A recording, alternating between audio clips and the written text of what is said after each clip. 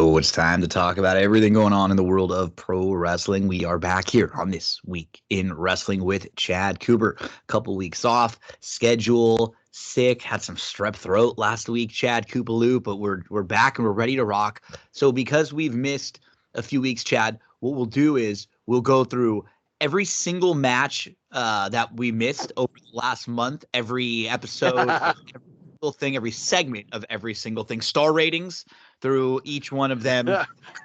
Dynamite. We'll hit the main event. Even I think we still get some of those pre-taped before WWE shows. So, anyways, Rampage. buddy, a little bit of everything. Glad to have you back as we'll catch up on some of the big things. We'll hit on what's happening with WWE as we get closer and closer to Survivor Series. We're building to the War Games, and we have a big culmination of one particular major storyline and a couple big matches that they're building towards. NXT keeps rolling along. They have some real nice top-tier talent right now and international flavor right now in NXT. And then AEW, I will say, try to be kind because they have a pay-per-view coming up, and their pay-per-views are always really good quality coming out of them. But this is probably the lowest overall interest and like fan intrigue going into a pay-per-view, maybe in AEW history. I mean, Let's talk about AEW first, right? Yeah, let's do it. Go. Let's go with AEW because their big pay-per-views this Saturday. Is that correct? Yeah, Sunday. full gear and Saturday, I believe. I'll confirm on that. But man, I don't remember it being so cold ever. And it's just really, it's disappointing because these are things that you and I are not someone who has stock in WWE, or you and I didn't invest in, so it's on Saturday. Yeah. You and I didn't invest in AEW or WWE, so we don't have any financial gains. Heck, we on this podcast talk about wrestling. So when wrestling is hotter and there are more people talking about WWE and AEW, there's more people that listen to this show that are a little bit more interested. It's actually better when it's really good.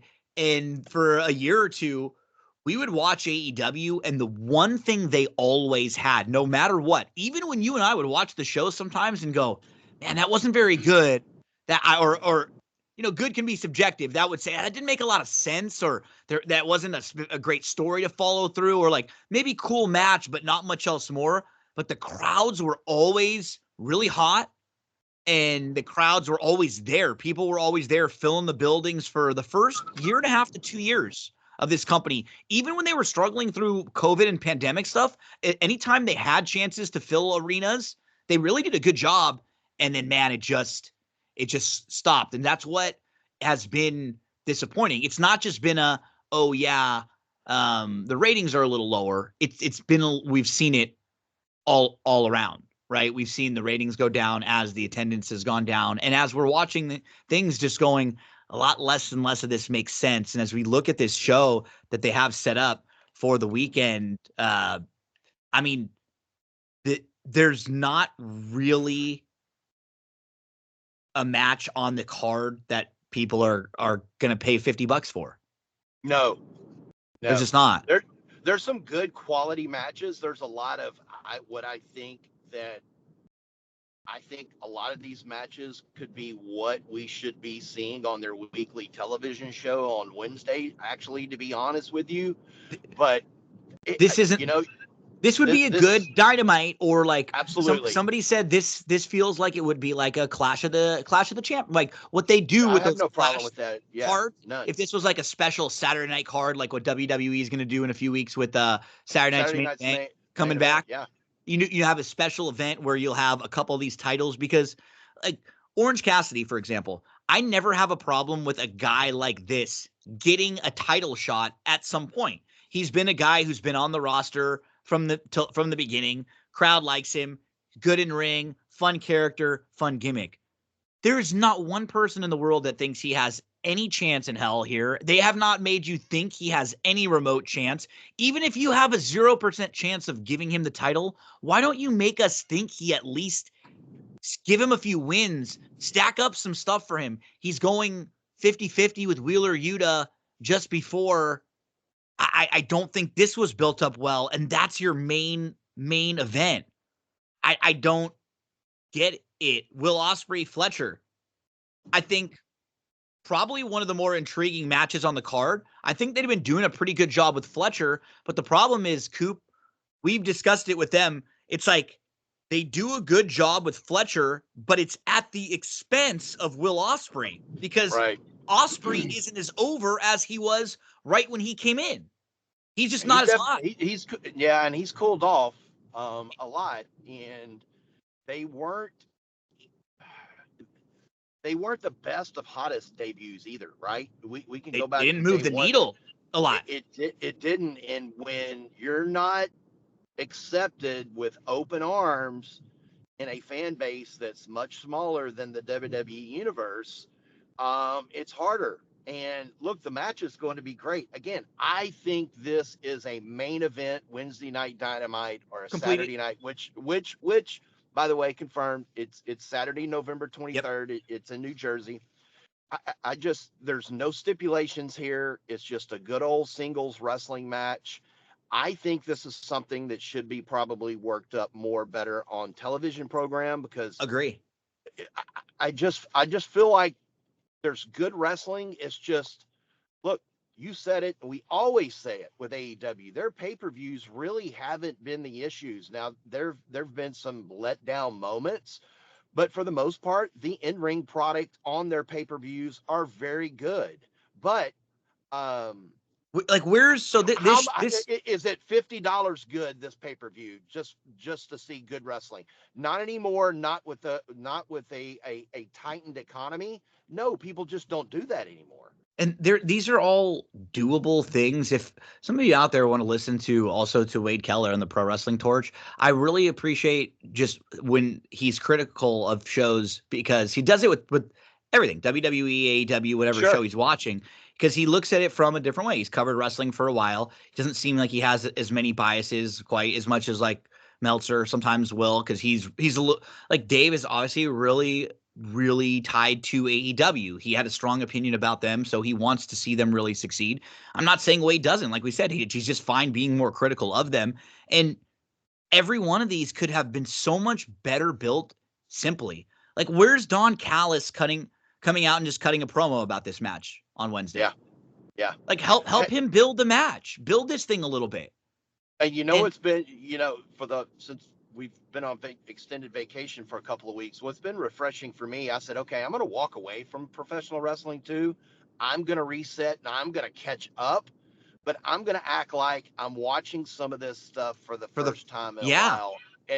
And watching Dynamite on Wednesday night, you can't as follow it compared, when you're doing it. you cannot, if you miss a couple of weeks, it is just so seem like it's thrown together and it doesn't tie very well. And that's been one of our biggest arguments about the Dynamite shows has been the flow.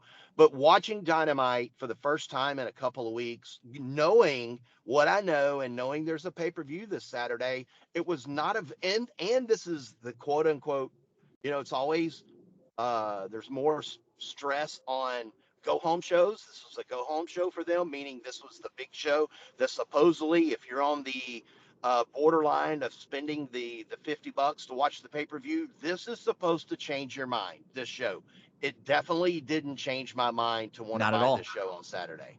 Not at all. I mean, the main event angle with Cassidy and with the group kind of beating him down was just very lackluster. It didn't make sense. It was one of those situations too where the baby face comes off dumb by telling people not to help him, and he's just kind of out there alone.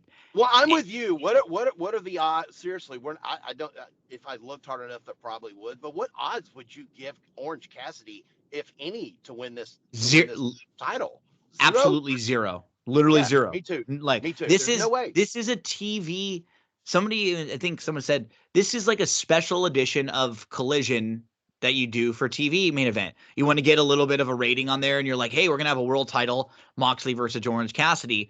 Which is fine, perfectly fine. That's what you do. You'll get a couple cool spots, but you never really believe it. But they didn't make you think at all he's got a shot, which is really disappointing. The Ospreay Fletcher match too.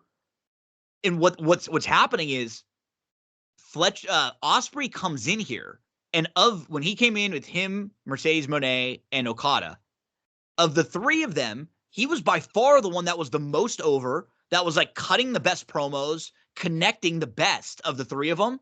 And it was like he was trying to be the company guy, trying to be really nice. And they had Swerve get a win over him.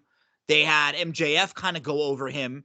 And all of a sudden, Osprey, who felt like a pretty big deal, loses a couple matches, not as much of the main event guy or as big a part of the show.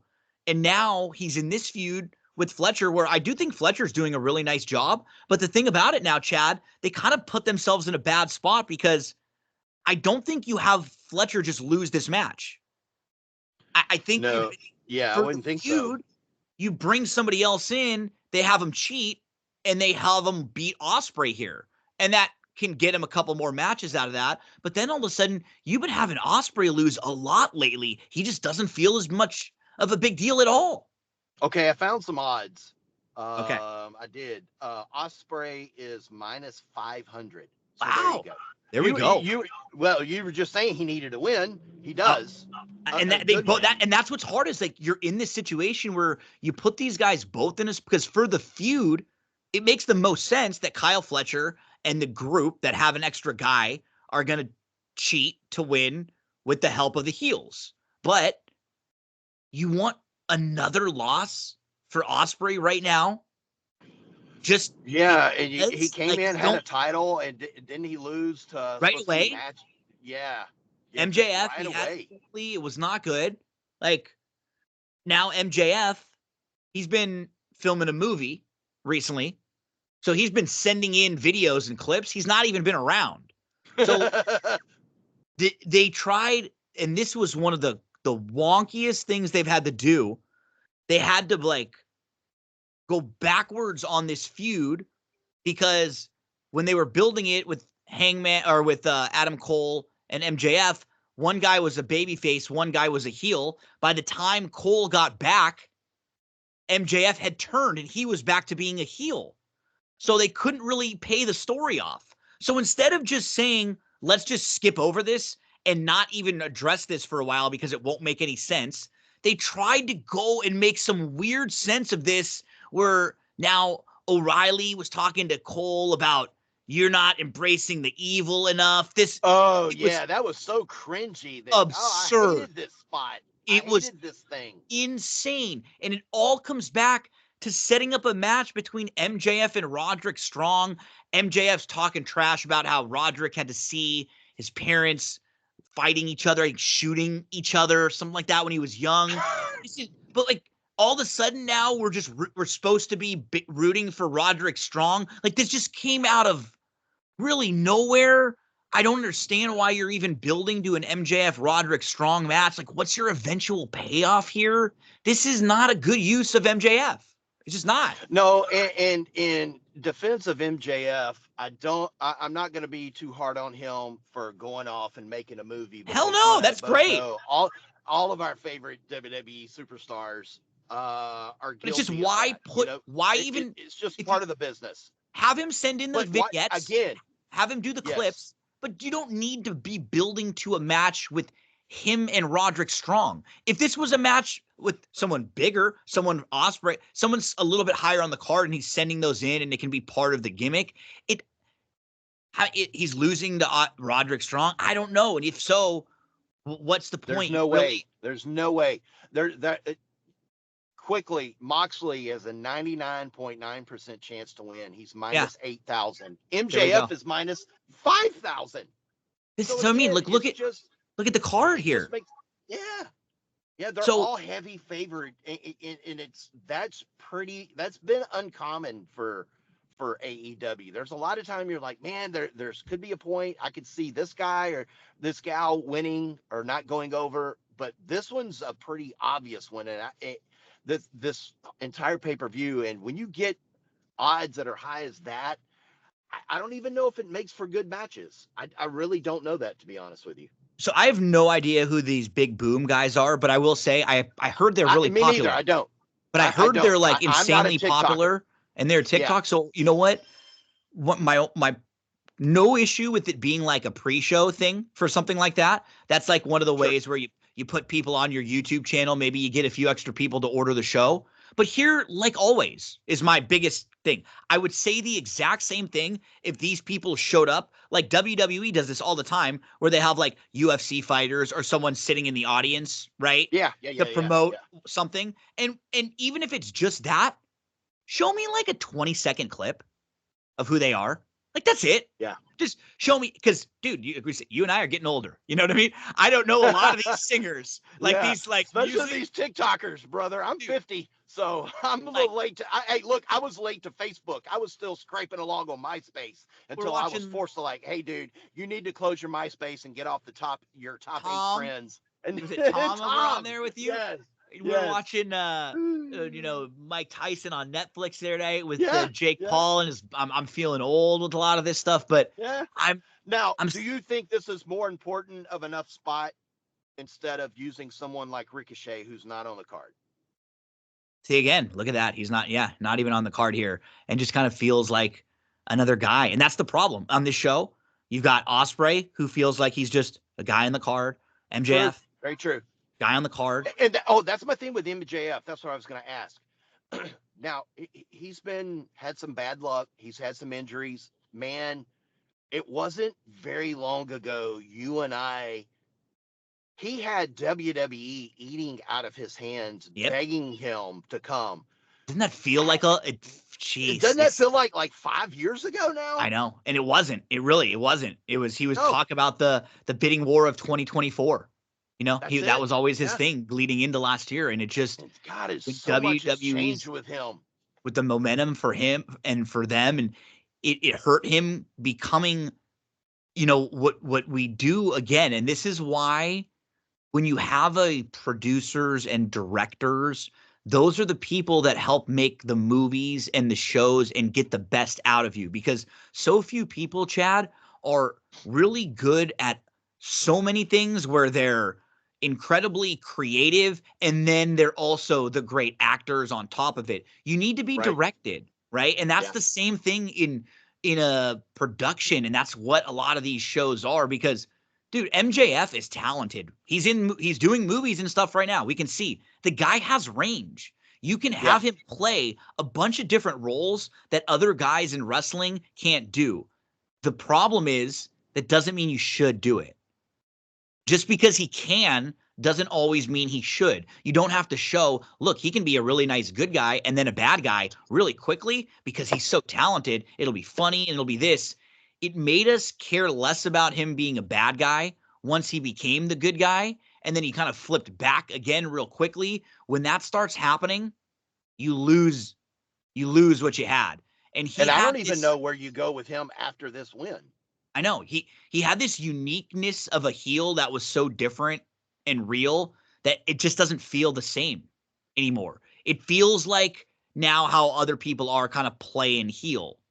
And it even feels like there was a while in AEW when he was out there every week cutting the promos, and he was like, their asshole, or he was their devil, that kind of a thing, where he was their guy. He was the heel. He was annoying, but he was the one showing up week in, week out. That was entertaining. That was saying funny things. That was kind of crossing the line a little bit. One of the main reasons why people would tune in to watch. And now it doesn't feel like he's even, again, he's filming a movie. I'm not going to say, but he doesn't feel like he's the guy waving the company banner anymore. You don't. Sure. Omega, he's kind of he was out there. I heard some stuff about him. He's kind of like, he doesn't sound like a guy who's ready to get back and be like, AEW, we're going to break down these barriers. We're changing the world like it was at the beginning. I mean, we're now having this big angle with Moxley and this group, and it's fine. Like, they haven't really defined it at all. They said something the other day, like there was going to be a TBS takeover. Just a promo. Like the guy just cut a promo. Do you remember when we had Tony Khan getting slammed in the ring not long ago? Whatever happened to that? Yeah. We never had any finish, follow-up, nothing. Like the owner of the company got thrown in the middle of the ring, and he's just backstage. Sometimes they never explained it at all. What happened? Why did they stop running amok? People just didn't care. There was no follow-up. They had no way that was going to end. Why are the Young Bucks sitting right there while Moxley and this group are kind of running amok? It's kind of happening simultaneously. Did Jack Perry just get kidnapped the other day? Yeah, I Like, they think so. kidnapped him, and all of a sudden, this match, this like feud between Jack Perry and Daniel Garcia, somebody said it was like all of a sudden it became a Christopher Nolan movie. It's like you're in the middle of this, the tone of this wrestling tone just shifted, and all of a sudden we're watching Lucha Underground, which I Yeah. liked that, but it's like why are Jack Perry and Daniel Garcia like talking about murdering each other, and like, this is bizarre.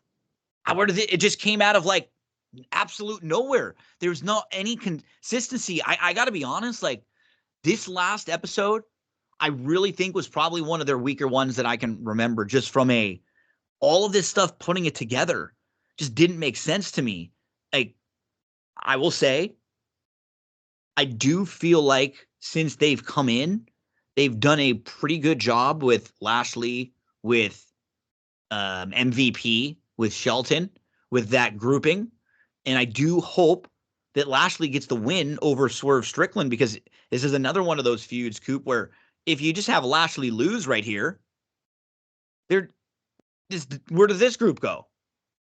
Yeah, Lashley's minus 500, so a Well, pretty that's good. decent He should. Yeah, take. he Yeah, should. but man, oh man, have you been blown away by? Look, I know there's been a lot of positive on The Shelton Benjamin. presentation has been fine. Like, they just seem like well It just together. This but it last week doesn't was seem like a step anything down. different. Yeah, it doesn't seem like really a whole lot of difference though from WWE, and I'm No, not it's saying not. that we should need that. Now, I will say this: it makes it, if his name was something else other than Bobby Lashley, we would be talking major disconnect. But you know, here's another guy, Swerve Strickland, who was on top of the world, Yep. and finally won the world title. And when he won it, it was probably one of his worst moments of his career, because it wasn't a good run, and he's been spiraling ever since. And he's not going to win this match. Swerve, Osprey, MJF, all guys who don't feel as over. Even for example, Hangman Adam Page, he kind of busted through again. Like, he's had some weird booking through the years, and then he went nuts with this heel character. They had him beat Swerve doing this crazy heel stuff, going way too far. But it actually, like, that's how you have to have a character like that goes all in and goes too far. So there was something coming out of it. But then they put him in a feud with Jay White, where Jay White needs some wins. And so you book yourself into a corner. And it's like, you Yeah, don't have to do this. This isn't the NBA where you just have to play who's in front of you. You can book this. You know what I mean? Like, it's so that's funny. frustrating. You have two guys Yeah, that you didn't need to put against each other. You could have had yeah. them in different feuds, getting wins. And now it sort of hurts a little bit of both of them, because Jay White is a guy that they've never really gone all in with from the beginning at any point, Uh, you know? speaking about Jack Perry, he's booked to lose his title. Daniel Right? Garcia is minus 1,000, which That's Garcia crazy. has been. You could tell they've been pushing Oh him. yeah, and because they got the big signing for him, so he's going to be around for a while, and that's fine. So, Like, you and that's sign your new fine. guy now, and now you're going to invest in him. Completely But understand that. speaking about Jack Perry, before we get back to Hangman, Jack Perry, yeah, another guy that it's just been poorly booked. Just didn't these gimmicks haven't worked since Jungle Jack Perry went away. Again, it's just to see these guys be on top of the world a couple of years ago on the indie scene, and be that WWE was fighting over, and they've kind of lost their luster. So back to Adam Page and Jay White. Hangman's minus 200, so lukewarm favorite there. I don't know what good, man. Jay White surely just hasn't been able to put together a whole lot of memorable moments. They He's Switchblade is just, he's The one of these feud with guys that come MJF over killed from, him. it killed it. It He just was in killed that him. weird goofiness with the Adam Cole MJF stuff, that was bad for all those guys that was in it. It still got some of that stink on it. And now White, who's a guy who, when he came in, was one that, where's he going to go? Is he going to maybe go to WWE? I'm sorry. All of these guys and gals that came over, that was the decision on where they should go or where they shouldn't. I don't know what what they needed in their life personally, and what they wanted in their life. I don't know what the money situation is. I'm saying just professionally, from where it's come from, almost all of them, it was timing too, but basically everybody's decision has been the wrong one, because they're all on a show that's getting way less viewers. They're in front of way lesser people, and it just feels like all of these characters are not nearly as hot. Like, I think an Osprey or an Okada or a White or a Mercedes Moné, all of them, I think, would be in better shape right now in WWE and be in better feuds and be more high profile. Ricochet was involved in something good with Bronson, and Bronson, look where he's kind of elevated himself and continue to step up.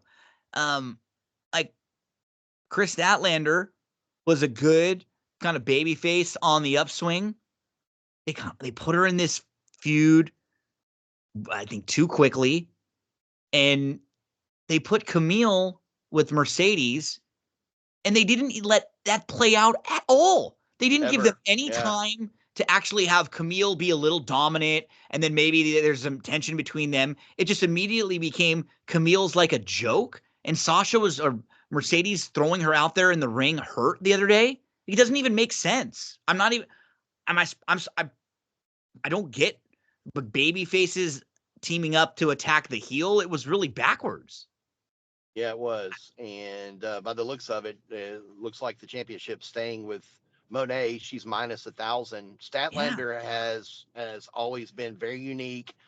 She's always had support with the fan base, especially indie and in AEW. It just seems like we know the difficulties with Monet, but if you would just dig down more and embrace the hatred that the AEW fans really have against her. And I guess they thought that Statlander may be this perfect spot because she's such a quote unquote babyface and well liked. Well, when it's not done correctly and it's rushed, it's like you put something on to simmer and you take it out of the pot and it's just kind of warm. Cook these feuds. This could have been a really, really good feud for both. She would have been someone that you can really feel like at some point is like a baby face that could beat her, that could beat Monet. They should have built it better. She's not this weekend. It's her and Willow were two of those original people on the roster that you want to build to get the big rub from Monet. It's not there. And so we've gone through MJF, Roderick Strong, Jay White, Hangman Page, Monet, Statlander, Swerve, Lashley, Perry Garcia, Osprey, Fletcher, Moxley, Cassidy. Is there one match below minus 500 of those that you were looking at? No, just Hangman. And everything else is minus 500 and like higher. And up, yes. So it's like everything feels. And hell, even the 4-way AEW Tag Team Championship. There's been no build to this whatsoever. Where are the Bucks? You had these guys get the big win over the Bucks. It was supposed to be a huge moment, and then there's just nothing for them moving forward out of it. Okay, do you think the Outrunners are winning? No. No. Do you think the Acclaimed are winning? No. House of Black? No. Nope. Private Party, who are the champs? Yes, minus 2,000. And they haven't even been given like any real time. That is such the problem. Like all of this, pick 4 or 5 of these acts every week. You say, okay, here's what it is. We don't have a season, but we're going to be cyclical like a season. So let's have our year broken down into 3 or 4 segments, and let's pick 6 to 10 people for each of those sections that we are going to have on every single week, no matter what. Every single week, story, match, build to the next match, build to the story. We need to see these people on Dynamite every single week, 12 weeks in a row for this group of people. They don't do that. That's how you build a television show, right? That's yeah. Like, and that's the biggest problem. because all these characters just don't feel strong or consistent. And none of them right now are in a great place. None of them. Like coming out of this pay-per-view, the Moxley angle is fine. Kyle Fletcher could end up getting a big win. If he gets the win over Ospreay, that could do a whole lot for him. And maybe coming out of this, Lashley looks good if he gets a win over Swerve. I just don't know what else. MJF gets a win over Roderick. Who cares? White and Hangman go back and forth. I think you got to immediately elevate Lashley right to the world right now, title scene. I think so too. Yeah, and put the belt on him. I just do. Yeah, I would do it. It's too predictable, but I mean, I'd let Lashley run with this thing, and I would do it so well, Gino. I would try to make WWE regret Lashley. Yeah. Well, the thing is that by just playing it very professionally, yes, he stands out a little bit because he's one of the guys who he's dressing in suits. Oh, he's very professional. They're speaking with a manager. MVP is very good about that. They come out and it's not a guy dressed in the sweatshirt, guys running out late on their cues and stuff. Everything. This is an act that they know this act, right? They've done this act for a while. They know what they're doing. So it does stand out just from a production quality thing. And I don't mean to say it like this, but it just feels like when you go from like if you're talking about the minor leagues, I won't even say from like major league to minor league, but it would be like from like AAA to single A. Sure. In baseball, or like one of the high level college games that we watch in football to like a lower level college football game. Just Tuesday the night MAC action. Yeah, exactly. Tuesday action, right? Wednesday stuff, Thursday night, like that kind of thing versus like the big Saturday games. And but that's what I would do coming out of Full Gear. I agree. I would put this guy with Moxley and just let him run wild over this. I agree. And turn him into Hulkamania, do Lashley Mania, do something, and it's and make them regret it because he's well liked.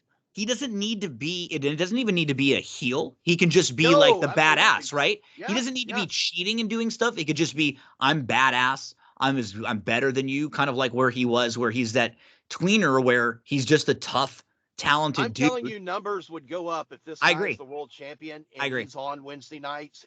Week in, week out. He does make things interesting. I like the way you say he said stand out. He's unique because and this is what I heard people talk about with Ricochet as we finish up here with AEW, and we're going to move on just a second. Ricochet was in a better spot in WWE, even if maybe if we're going to say which company did Ricochet have a better chance of being the world champion, I'd probably say AEW. Sure. I'd probably say there's a better road for him beating a Will Ospreay for the world title, right? Somewhere down the line in that kind of a situation, I could see that. But in AEW, there's a lot of guys, and the way that they tell their stories is through really good matches and a lot of wrestling and high action. WWE is right now, especially, is more storytelling. So a Ricochet, he really stands out. You're watching Ricochet and you're going, man, that guy is like the fastest, the high flyer. He's the one that stands out. Doesn't stand out as much on AEW. And so when you're watching him, you're almost like, gosh, even if he was always going to be kind of a mid-card or high mid-card in WWE, he looked like the guy that was like flying. He looked like a superhero. Yeah, because not everyone did that in WWE. There are a lot of high flyers in AEW. And they kind of allowed him for that to be his lane. Sure. And I go through the 9 matches on this card. Not really excited for any of them. We'll see what comes out. I mentioned the ones that I think could give you the most. Ospreay, Fletcher, maybe something big for Fletcher. Swerve, Lashley. Lashley's got to be the big guy coming out of there. I would love to see Jay White get the push, but again, I just felt like they booked themselves into a corner with that one. So yeah, there's AEW, checking in on them for the first time in a few weeks. We're building Coop to Survivor Series, which is November 30th. So that's going to be next weekend on Saturday. And we're building to the War Games matches. I have some conflicting thoughts on these because the men's War Games match that we're building towards, the Bloodline versus the Bloodline with Roman, Jimmy, Jay, and Sammy so far versus Solo, Jacob Fatu, Tama Tonga, Tonga Loa. They just added Bronson Reed as the fifth member, and it looks like we'll probably get Seth Rollins. Yeah, even though he's fighting it, right? Yeah, he's fighting it. So I think is that your one that you don't that you're gonna nitpick is Steph and joining, even though he don't like Roman? A little, and because here's what I do, and I don't want to be too critical of them because everything they've done with this story over the last few years has been really good. So even though there have been moments where it's like, what are they doing? They generally get into a really good spot. But I feel like it felt like everything was just a little too quick getting here. I feel like they probably could have had another week with the Jey Uso stuff. They definitely could have had a little more time with Sammy. And now they're kind of speeding through. Roman went to call Paul Heyman. That was a good spot. I love that. I thought that was a great. Good spot. Yeah. So what I'm hoping is, I'm hoping that the everything win? right? Because I'm hoping that the story has longer to be told. I think. Yes. Because if we have Roman and the new bloodline all just win at the Survivor Series, where do we go next? Well, I'm anxious to see the opening odds next week. And as soon as this thing got really booked this way, I thought this is the perfect spot for the Hills to win. And now, of course, Roman Reigns is not going to take the pin. But right? I think where you're going is perfect, right? The way it's booked with, if we don't hear from Heyman, and Seth is holding out. Seth is holding out, or Seth is the reason why they lose. I love that spot too. Because that leads back to the Seth Roman stuff that we want. For me, the one thing I don't want Seth just to come in, everybody smiling, happy, and the good guys win. That would bother me. No way. That would be the case if he would have already said I'll join my brother in battle, even though I don't want to because I hate the bloodline. Because I do love this with Seth because this is very real. Seth is like, it is. Right? Yeah, Seth is like, I'm fine with you guys. I don't like Bronson. I'm going to help try to get him out of this, but I don't want nothing to do with Roman Reigns. Yeah. Like I love this. I love this because it's kind of like what's happened on the other side with KO and Cody, right? Oh, that's good. That's good. Same sort of thing because everyone's like, oh, screw Roman. Roman was wrecking us for years, and now we're all supposed to just go kiss his ass. You know what I mean? Like, I love this, so I just want to make sure. I think we're going to be okay. We're going to be okay. I would be shocked if Roman and those guys go over. If so, it defeats the purpose. I would be disappointed because they haven't told the story this way for a few years, and they need, and that's why I'm not going to be too critical of this yet, because I think if that happens, then we will get the moment I'm talking about where Roman does go to Jay, does go to Sammy, does go to Heyman, and then even Seth Rollins at some point, or whoever. Seth would maybe, who knows, if ever. But that's the match they'll get to. But we need to still have the moment where Roman goes to them and says sorry. It doesn't have to be the I'm going to get on my knees and kiss your butt thing, right? It doesn't have to be that way. It just has to be, hey, look, I went too far with you guys. I need you. We didn't really get that yet. They kind of breezed through that. And Sammy was asking for it. Sammy was saying, I will join you, but you got to say you're sorry. You got to tell me you went too far. And Roman still hasn't done that. I think that's the moment we still are missing. And maybe I agree. Heyman's got to be the guy that comes back to help it all, work together. If Seth, do you think he comes back next week for this or after? I think if he came back next week, it would be too soon if it's going to be for the win. I want him to be there for me. We have 2 SmackDowns and 1 Raw. We've got one Friday night, right? Last Friday it goes off the air with just there's no communication. So I don't think we're going to get anything on Raw between those two. So it'll go to next Friday night. If he shows up, you may be right. We could be getting a push through. Look out, here comes the old school Roman Reigns again, getting everything handed to him. But I'm just different here. Yeah, WWE doesn't book this way anymore. not So anymore. No, I I'm think gonna hold out. I'm gonna I hold out as you are. I think we're gonna get a surprise where we get something like Heyman shows up and then someone else shows up. It's either The Rock, someone else who's gonna help the heels. Something along those lines where we we. I'm not thinking this Would you is be the end. okay if Seth turned? Yeah, maybe that's another possibility, right? That's absolute possibility. And I'm fine. I think in our head, we were putting this together so long, the bloodline versus the bloodline, that I was just assuming, well, at War Games, this is going to be like the end of the feud. But it's not. No, It's not. no, no, These no, no, no, no, no. these guys aren't there yet. And we have a big Netflix debut that they're going to Sure. be building to. That In could California. absolutely be a thing that they're building to that January show where we get like a Roman versus Solo. That could be a big moment where Paul Heyman's involved with something, another showdown between Good these point. guys. So I feel like as we get there, Bronson Reed's a good ad.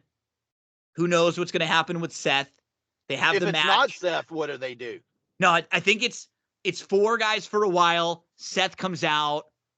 Seth inevitably gets the screw up, and him and Roman get into it. They Maybe he lose. gets pinned. Maybe, yeah, they lose because of that. He's furious. That leads to who knows something with Roman and Seth down the line, but that leads to Heyman needing to come in and kind of calm the bloodline all down and tell Roman you have to kind of change your ways a little bit as a tribal chief. You have to be a more understanding, wise tribal chief. You have to listen. You have to, he gives him a little bit of wise man advice. Yeah, yeah. And I think that's how it comes full circle. That makes the most sense to me. I And agree. I'm with you there. shout out to Bronson's done some good work. Yeah, Solo, yes. he's like, Solo's done a good job. He's not Roman. And that's what's tough about this feud. No, because he's so young. Let's remember he was in NXT not too long ago. And I think part and of it, you know what hurt him? He was losing when all this came about and they turned him over. I really think that hurt him. and it's kind of part of the story where they're kind of like imposter bloodline. So it's part of it built in. So it's like a weird thing where he's kind of playing it well to not be able to fill Roman's shoes. But then on the flip side, when they stand next to each other, he doesn't seem obviously Oh, like a it's not a guy who big should deal. be Oh no, standing no, no, no. across. Like the And Don. Yeah. someone who does though is Jacob Fatu, who Oh, does dude, still that's a good lord. right? He's He legit. still feels like a beast. Woo. So that's the big storyline on the men's side right now. They're building to the men's war game match. We also have Gunther versus Damian Priest. They're building to the world heavyweight title match there. That'll be What I a thought match. was a good spot on Monday with Gunther was with Kaiser, and they keep kind of going back and forth. I love the promos. Um, And he's he, kind of being pushed now on his own a little bit, it looks like, or maybe being yeah, elevated up. he's getting hot. But I like the one thing that Gunther said, and he said, "Look into my eyes and tell me what do you see." That is the lyrics for Cult of Personality. So we know that Gunther's not losing this title to Damian No, Priest. nope. Okay. And I think what we're getting next, I don't know what PLE, but we're going to get a CM Punk Gunther here pretty soon. Absolutely. I think And the maybe foundation was Saturday Night laid Main a while Event. back. It could be Saturday night's main event. It doesn't have to be a massive PLE, Royal Rumble, or what have you, because I would rather see Punk in the Royal Rumble.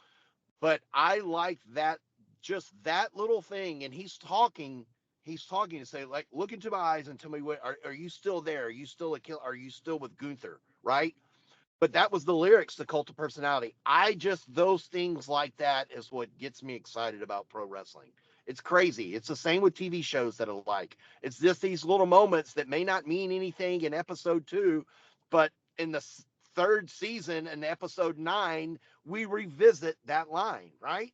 And I just think it was really, really good for him to plant another seed, because I'm excited about CM Punk and Gunther. I miss CM Punk, and I can't believe I'm freaking saying that. It's a perfect time where he went away and now you're excited for him to come back ramp back up for Mania season. It's perfect. Sure. You can get them ready for love it. both of these guys. They're going to be ready for the Raw to Netflix, Rumble, Mania Rumble season. you bet. Like just it's going to be perfect.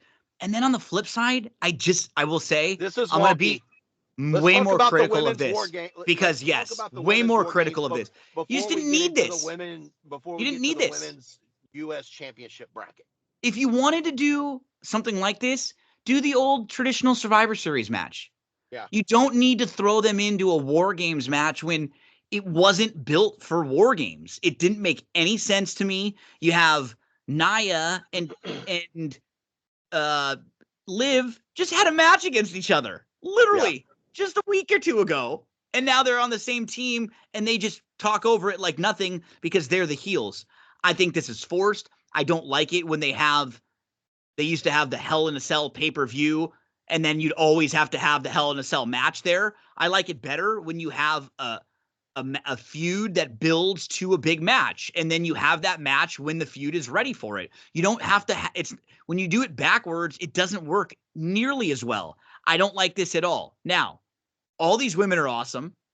Rhea, Bianca, Jade, Naomi, Io. I like seeing Io back up towards the top singles on the babyface. Yes, she looks real important. She had a nice move off the top rope too Monday night. So that's good, and she's great in these matches. Naomi's been elevated a little bit. That's helped her. And I think on the other side, Liv's still doing really good work. Raquel fits well there with her. And now Rhea's back.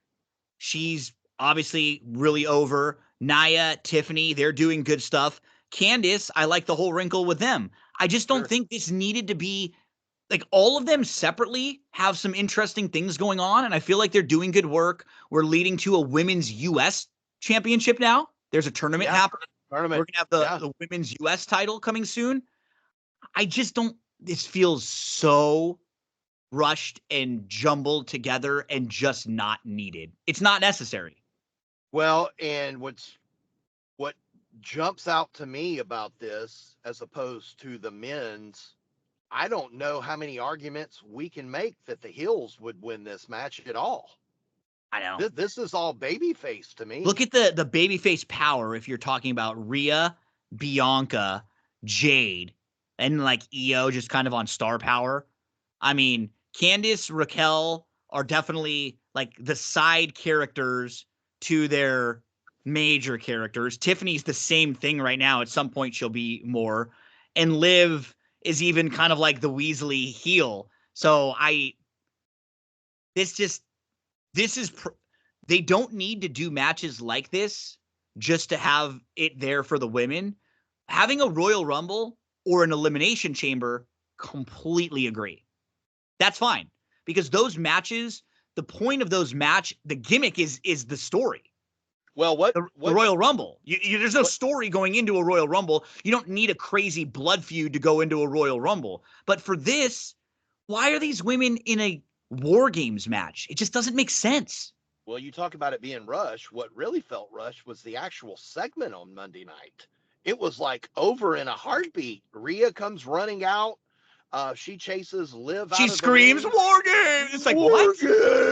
What are we talking about? Why? Look, it was a cool moment. I wasn't expecting Rhea to come back that soon, and I thought they did it very well. I thought it was described very well from the announcers, but the segment was just not. It just Io had a cool moment off the top rope, which I thought that saved the actual segment, because if you look, Nia's kind of half-ass laughing. You talk about all these superstars and they're very unique in their own. Sometimes when you force them together on a team, they just don't execute very well. And this is what I get from the heel side of this. Candice LeRae is the women's speed championship, which I think that's really, really cool. Yeah. And it's helped her. But Tiffany is now in this U.S. women's championship. Remember, she's got a briefcase. She's in this women's U.S. championship bracket that she's probably going to advance on Friday night. She's great on her own. Nia, champion, she's great on her own. Liv has been fantastic on her own. Raquel's just coming back. She's got that the storyline with Liv being former friends, but when you put all of them together, they kind of even each other out.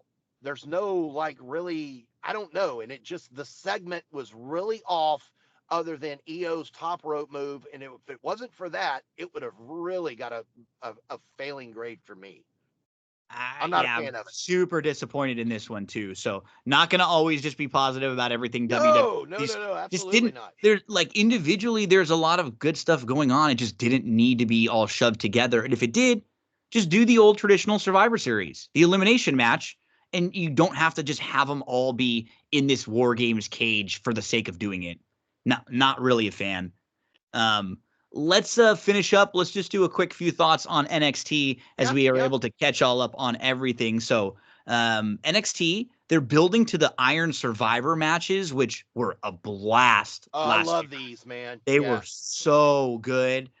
We had Nathan Frazier pick up a win, and we also will have his partner next week be in a match with Ethan Page. So Axiom will try to get one of the wins next week to see if he can qualify. And Page is perfect. I thought his little vignette promo was great. Like, all of you are upset. I have another chance to be in the main event. I know you guys hate me, but this is what I do.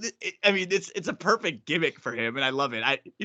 He shouldn't win the title, but he should always be in those types of matches just to be like one fall away from pissing people off. Yeah, yeah.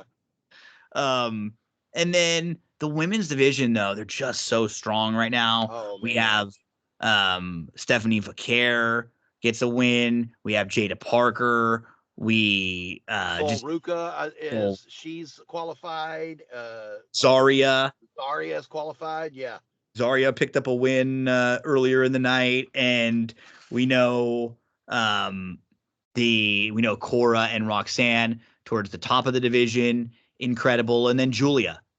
Oh So they yeah. just Yeah. are so stacked on the women's side. This is going to be incredible. When it'll probably come down to Julia and Stephanie, I'd imagine, right? I would Those think two, so. Yeah. with which they've built for a while, and that can be You a know what real. was my favorite segment of the wrestling week of SmackDown, Raw? I really did like the Roman trying to call Paul Heyman, That was but great, the main event at NXT with unbelievable, Chase and was Ridge. ungreat. That's just so great, and we've built up to it. And And it him was one of to those shows, one of the best things that WWE used to do. It reminds me of like the Stone Cold Steve Austin days, is when they've got the big thing at the end of the show that they build towards. They make it feel like a big deal. They're showing you vignettes throughout the show of Chase U and the history of Chase U, and even Ridge. Ridge's character was sure ice cold before Chase U. He had nothing going on, and at all. this was one of those moments where it was like, we all love Chase U, but Ridge needed this win in the main event for him, for his character, and I'm glad they did it for him.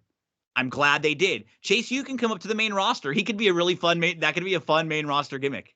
Man, the dude's just sitting there crying, and the fans are just nah nah nah nah.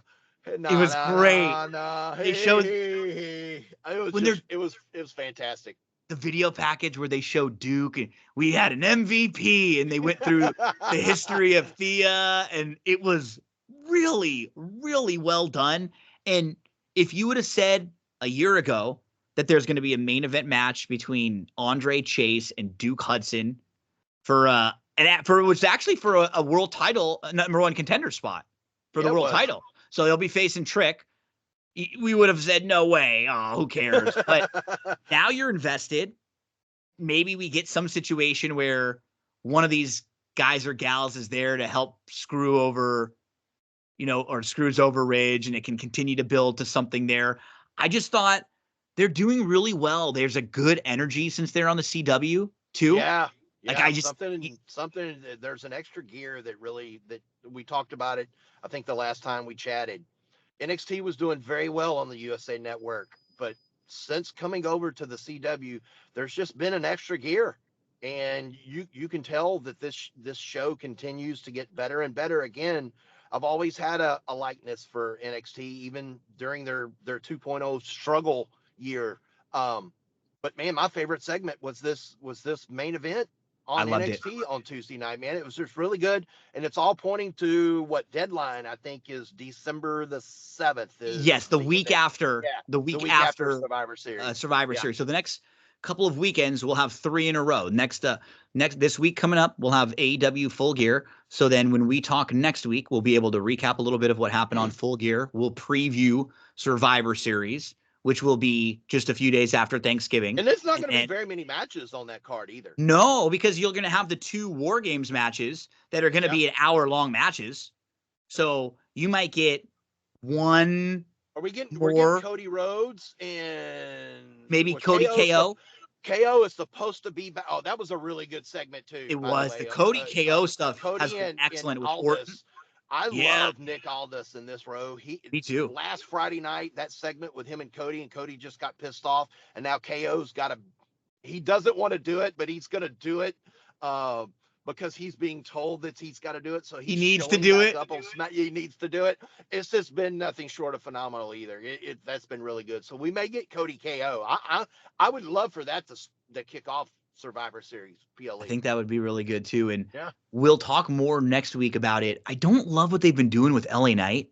They almost they just kind of had him kind of acting really heelish for kind of no reason, and then not being a heel. If you're gonna go heel, let him go all heel and be more of a heel. It was kind of weird. He was just doing stuff that was just kind of bringing the crowd down. And he don't have anything for the bloodline. Yeah, I know. Let me talk to you. So I do like the open challenge stuff. I do. Me too. That. And he's been doing well. It's just the last few weeks it was weird. The tone was weird. It felt like they were going heel and then they didn't end up going all in. Maybe they're turning again. Maybe he's going to turn. Well, it wouldn't shock me with some of the way they were laying that. So Coop, we got all caught up. Next week we'll be able to kind of get back into our groove and get back into our rotation. So next week, do me a favor. I need a play from you, college football and a NFL play for you next week when we talk. And we'll probably record a little early because it's Thanksgiving. So next, you got it, buddy. So next week, maybe we'll do we already know by Tuesday, we could probably do something then because we'll already have at least watched Monday Night Raw. And that'll be the last time before, the Survivor Series. So we can do that early in the week, talk a little bit about what happened on AEW. Thanks so much, everyone, for hanging out with us. Make sure to check out Koopaloop on Twitter and on Instagram at the Chad Cooper. Hey, you know where I am, Cooper? I'm flying on over to Blue Sky. I'm over on you are all over the place. I can't keep up with you. Blue Sky is actually, you know what? It's very reminiscent of some of the early Twitter. Like a lot of the features are similar. So if you're over on there, check me out. It's me, Gino B. I'll be posting a lot of our links and our stuff over there. So Coop, my man, thanks so much. It's always great to be chatting with you again. Appreciate you being flexible over the last few weeks. And now we're back on track, and we'll talk again next week, my man. You got it. Woo, woo, woo. You know it. Thank you all so much for hanging out with us here on This Week in Wrestling. Don't go anywhere if you're listening on the podcast. Still a lot more to come on That's What G Said.